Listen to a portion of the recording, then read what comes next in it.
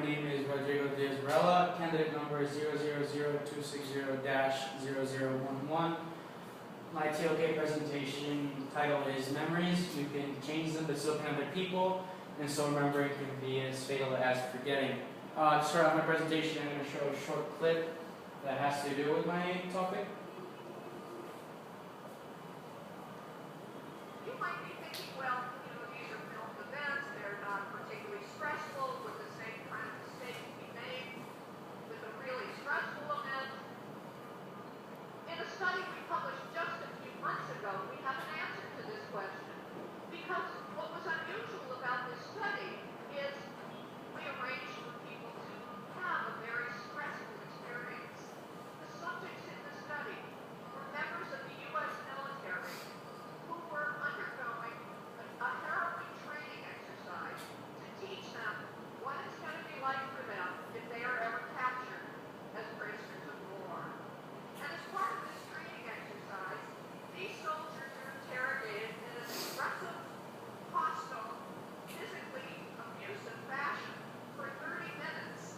And later on, they have to try to identify the person who conducted that interrogation.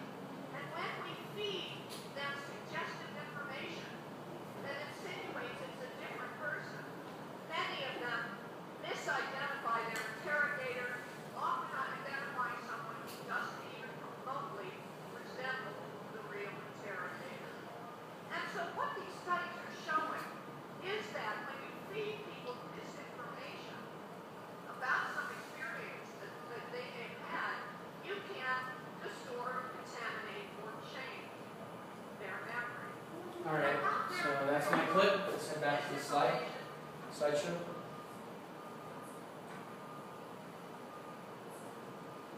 Next slide, please. Thank you.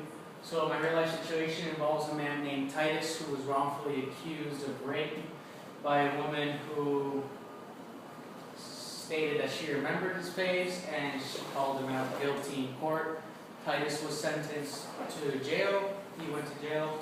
In jail, Titus was very unhappy. He contacted a local newspaper and actually got a reporter to dig up some dirt on his case, and the reporter actually ended up finding the real rapist, who then admitted to have committed another 50 rapes.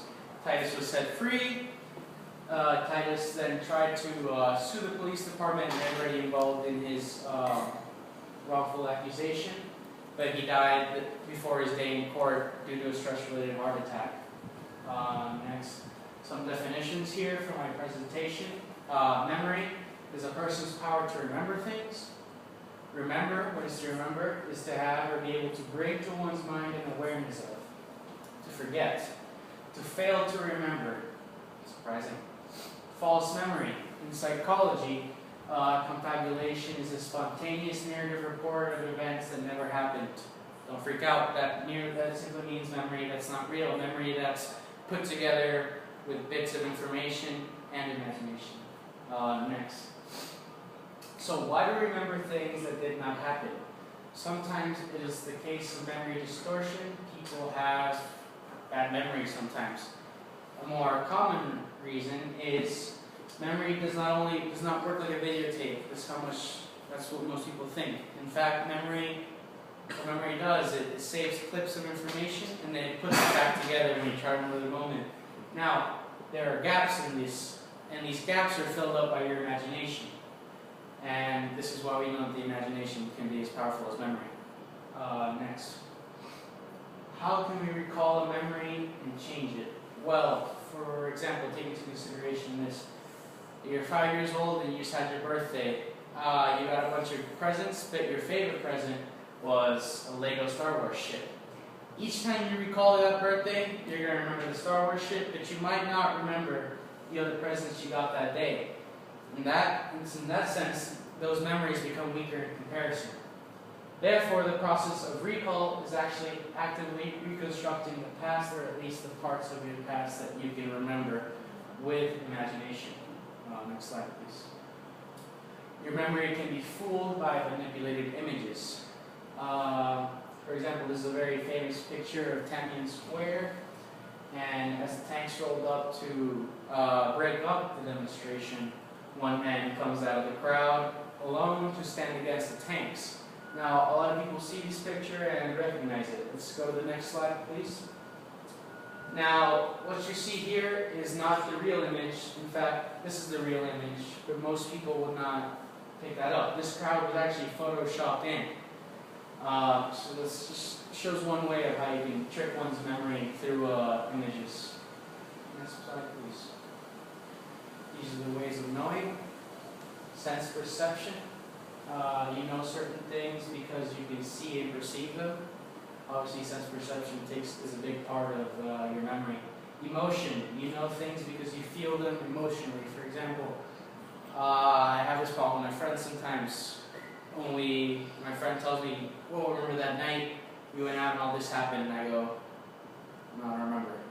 I don't remember it happening that way." He's like, "What, dude? Of course we did all that." I'm like, "I don't remember that. I remember something totally different to you." And that's actually what sparked my interest in this topic.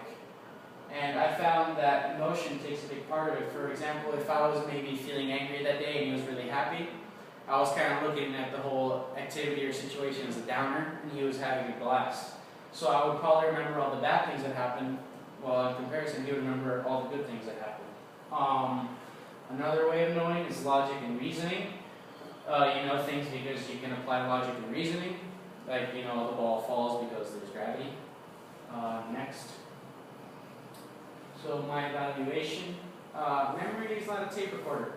Memory is put together bits and pieces of information, and the gap is filled in with imagination. Remembering false memories can shape your actions in either a positive or a negative way. If memories can be manipulated, so can your actions.